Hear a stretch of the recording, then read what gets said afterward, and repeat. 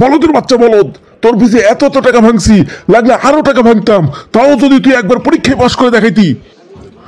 এইবারের পরীক্ষার মধ্যে তোর আমি বাবা শোনাকে এত করে কইলাম, বাবা তুই একটা বার পরীক্ষায় পাশ কর, তাহলে তোর আমি মোটরসাইকেল কিনে দেবো, তাহলে তুই পড়ালেখা বাদ করলি নাকি?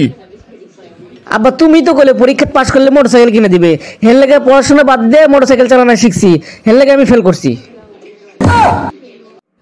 বন্ধু বন্ধু বন্ধু, কি হয়েছে তো ডাক প্রস কেন? আমার না 10-12 হাজার টাকার খুব দরকার পড়ছে বন্ধু, 10-12 হাজার টাকা আমারে ধার দে না বন্ধু। আরে বেটা, এমন সময় আইসো, টাকা পয়সা কি থাকা লাগবো না? এই সময় কি টাকা পয়সা থাকে? ক হাত সর, 200-500 টাকা হলে না হয় ভাবতাম, দিতে পারতাম হয়তো বা। আমি জানতাম তুই এই কথাই কবু, দে দোস্ত আমারে 500 টাকাই দে।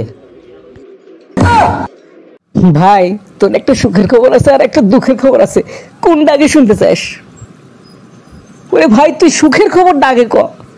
পরীক্ষায় ফেল করলে আব্বা তোরে বিয়ে করাই দেবো। কি ভাই সত্যি কথা? আর দুঃখের খবরটা কি ভাই? পরীক্ষায় তুই পাশ করছস। আরে তাই জুল, তোর বেটা তো দেখতে একেবারে তোর মতো হুবহু কপি হয়েছে রে। আস্তে করে, ওটা আমার বেটা লয়, পাশের বাড়ির বেটা।